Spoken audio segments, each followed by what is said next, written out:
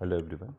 तो आज हम इस वीडियो में रिजर्वेशन की इंडिया में जर्नी कैसी रही है, कौन कौन से ऐसे प्रोविजंस है हमारे कॉन्स्टिट्यूशन ऑफ इंडिया में जो कि रिजर्वेशन से रिलेटेड हैं, और ऐसे कौन कौन से केसेस हैं जो कि सुप्रीम कोर्ट ने डिसाइड किया हुआ है रिजर्वेशन से रिलेटेड, उसको देखेंगे, उस पर डिस्कशन करेंगे। So let's start.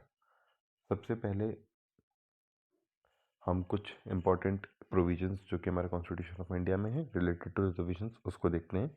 सबसे पहले आता है आर्टिकल 15 जो कि prohibition of discrimination on ground of religion, race, caste, sex और प्लेस ऑफ बर्थ पे बताता है। उसी का क्लॉज 4 जो हमें कहता है, ये प्रोवाइड करता है गवर्नमेंट को कि वो शेड्यूल कास्ट और शेड्यूल ट्राइब्स के लिए कोई भी स्पेशल प्रोविजन बना सकते हैं, और उनको आर्टिकल 15 और आर्टिकल 29 क्लॉज 2 उनको किसी भी चीज़ में प्रोहिबिट नहीं करता है शेड्यूल कास्ट और शेड्यूल ट्राइब के लिए स्पेशल प्रोविजंस बनाने में। ऐसे ही आर्टिकल 16 है जो कि equality of opportunity in matter of public employment कहता है। उसी का आर्टिकल क्लॉज 4A भी गवर्नमेंट को स्पेशल पावर्स देता है कि वो शेड्यूल कास्ट, शेड्यूल ट्राइब्स और अदर बैकवर्ड क्लासेस के लिए अपॉर्चुनिटीज़ बना सकती हैं, अपॉर्चुनिटीज़ दे सकती हैं, special opportunities while providing recruitment, और उनको एडिक्वेट रिप्रेजेंटेशन जब तक ना मिलेगा उनके लिए स्पेशल प्रोविजंस बना सकते हैं। ऐसे ही आर्टिकल 330 जो कि reservation for the schedule caste and schedule tribes की बात करता है, इन lower house of the people में उनके लिए रिजर्वेशंस की बात करता है। Article 332 reservation for schedule caste and schedule tribe in legislative assembly of the states की लेजिस्लेटिव असेंबलीज में उनके रिजर्वेशंस के लिए बात करता है। Article 243D reservations of seats in panchayat, 233T reservation of seats in municipalities, और आर्टिकल 335 ये शेड्यूल्ड कास्ट और शेड्यूल्ड ट्राइब्स के क्लेम की बात करता है टू सर्व एंड पोस्ट।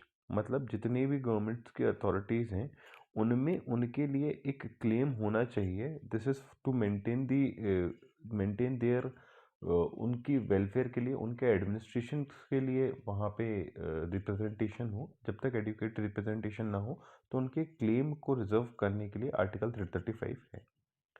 सो ये कुछ इंपॉर्टेंट प्रोविजंस थे जो हमारे कॉन्स्टिट्यूशन ऑफ इंडिया से में प्रोवाइडेड है रिलेटेड टू रिजर्वेशंस। अब हम आगे बढ़ते हैं केसेस की तरफ जो कि सुप्रीम कोर्ट ने डिसाइड किया हो।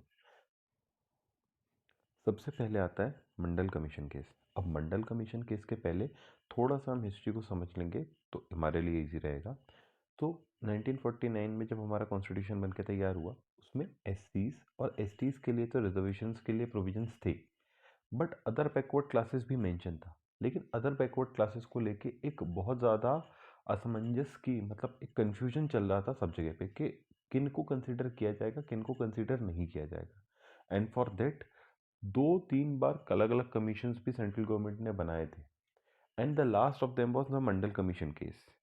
मंडल कमीशन ने अपना एक बहुत डिटेल्ड में एक गाइडलाइन दी थी कि किन किन कैटेगरीज में हम अदर बैकवर्ड क्लासेस को कंसिडर कर सकते हैं। और उसी के बाद उसके रिकमेंडेशन को जब 1991 में एक्सेप्ट कर लिया गया था, just after that all over India में एक एजिटेशन चालू हो गया था। एंड उसी के लिए फिर ये केस हमारे सामने आता है कि अदर बैकवर्ड क्लासेस को भी हम कंसीडर कर सकते हैं कि नहीं, अदर बैकवर्ड क्लासेस में कौन कौन होना चाहिए और किन किन को रिप्रेजेंटेशन मिलना चाहिए, और जिनको रिप्रेजेंटेशन मिल रहा है उनको क्यों मिलना चाहिए। तो उसी बात पे सुप्रीम कोर्ट ने ये कहा था, ये सुप्रीम कोर्ट की 9 जजेस की बेंच थी। उसी बात पे सुप्रीम कोर्ट ने कहा था कि उनका एडुकेट रिप्रेजेंटेशन होना चाहिए, प्रोपोर्शनेट रिप्रेजेंटेशन नहीं। प्रोपोर्शनेट रिप्रेजेंटेशन मतलब जितनी उनकी पॉपुलेशन है उनके पॉपुलेशन के बेसिस पे हम उनके लिए सीट रिजर्व नहीं करेंगे, बट उस कम्युनिटी से उस कम्युनिटी से कोई प्रॉपर व्यक्ति या फिर कुछ एक प्रॉपर परसेंटेज ऑफ लोग एडमिनिस्ट्रेशन के पार्ट हैं कि नहीं, इस बात को देखते हुए हम उनके लिए रिजर्वेशन रखेंगे, तो ही वो उनके लिए बेनिफिट होगा या फिर हमारी कंट्री के लिए बेनिफिट होगा, ये सुप्रीम कोर्ट ने कहा। सुप्रीम कोर्ट ने इसके बाद एक रिजर्वेशन की लिमिट सेट कर दी कि रिजर्वेशन शुड नॉट एक्सीड 50%। उन्होंने कहा रिजर्वेशन इन प्रमोशन को अल्ट्रा वायलेस रखा। मतलब हम अगर उनको प्रमोशन दे रहे हैं वाइल प्रोवाइडिंग जॉब्स तो उनके एक रिप्रेजेंटेशन की बात है, बट उनने प्रमोशन में रिप्रेजेंटेशन को अल्ट्रा वायलेस कह दिया। उसके बाद उनने लेयर का कंसेप्ट भी सुप्रीम कोर्ट ने इसी केस में सेट किया था कि अगर सर्टेन कैटेगरी ऑफ पीपल या फिर certain people from a community, उनकी condition rest of the community से अच्छी है या फिर they have a proper economical sources, then they will be exempted from the reservation. और उन्होंने सुप्रीम कोर्ट ने इस केस में ये भी कहा कि ओबीसी का reservation should not exceed from 27%। अब होता क्या है, कॉन्सिक्वेंसेस क्या होते हैं इस केस के बाद, जब सुप्रीम कोर्ट ने इस बात को कहा कि reservation in promotion is ultra vires, तो उसके तुरंत बाद 77th कॉन्स्टिट्यूशनल अमेंडमेंट लाया जाता है। ये उस समय की जो गवर्नमेंट थी उनके द्वारा लाया जाता है। और इस अमेंडमेंट के द्वारा क्या कहा जाता है, आर्टिकल 16 क्लॉज 4 इंसर्ट करते हैं, which provide reservation in promotion. अब इसके बाद रिजर्वेशन इन प्रमोशन को अल्ट्रा वायरस, बिकॉज ये कॉन्स्टिट्यूशनली प्रोवाइड हो गया, कॉन्स्टिट्यूशन में इसका प्रोविजन ला दिया गया। तो जो सुप्रीम कोर्ट ने हेल्ड किया था कि reservation in promotion in ultra vires, वो कॉन्स्टिट्यूशनली वैलिड हो गया। So article 16 clause 4A constitutionally validates the reservation in promotion. अब इसके बाद क्या होता है, अब हमारा सेकंड आता है उसके बाद देवदासन केस। देवदासन केस में जो मेन इशू था वो बैकलॉग वैकेंसीज के लिए था। उसमें सुप्रीम कोर्ट ने हेल्ड किया था कि जो बैकलॉग वैकेंसीज हैं और न्यू वैकेंसीज हैं, तो total reservation including the backlog and new vacancies should not exceed 50%। Soon after that decision एक और कॉन्स्टिट्यूशनल अमेंडमेंट आता है, 81st कॉन्स्टिट्यूशनल अमेंडमेंट, जो आर्टिकल 16 4 क्लॉज बी को इंट्रोड्यूस करता है। अब ये कहता है कि बैकलॉग वैकेंसीज जो हैं वो सीलिंग लिमिट ऑफ 50% से एक्सक्लूडेड रहेंगी, और इसको क्या कहा गया, कैरी फॉरवर्ड रूल। अब ये सुप्रीम कोर्ट के इस डिसीजन को टोटली नलीफाई कर देता है, और backlog vacancies are exempted from the ceiling limit of 50%। So Mandal commission, then Devadasan case. अब इसके बाद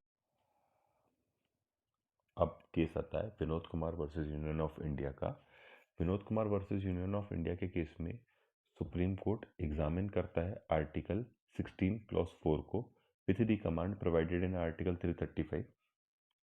आर्टिकल 335 बात करता है for the claim provided for the SCs, ST and other backward classes for the reservation. अब सुप्रीम कोर्ट कहता है कि reservation in promotion is not permissible bye examining article 16 clause 4 with the command provided इन 335। ठीक है, इसके साथ supreme court कहता है कि while providing reservation, relaxation of qualifying marks and lowering standard of evaluation is also not permissible. Supreme court कहता है कि आर्टिकल 335 के हिसाब से and with the provisions provided for the reservation in constitution, relaxation जो हम दे देते हैं क्वालिफाइंग मार्क्स के लिए, और हम एग्जामिनेशन के इवेल्युएशन के स्टैंडर्ड को लो कर देते हैं, this is also not permissible. फिर क्या होता है, एक और कॉन्स्टिट्यूशनल अमेंडमेंट आ जाता है, 82nd constitutional amendment. And as a consequence of 82nd constitutional amendment, article 335 में आर्टिकल 335 को अमेंड किया जाता है, और उसमें relaxation and lowering the standard of evaluation जैसी चीज़ों को भी ऐड कर दिया जाता है। देन आता है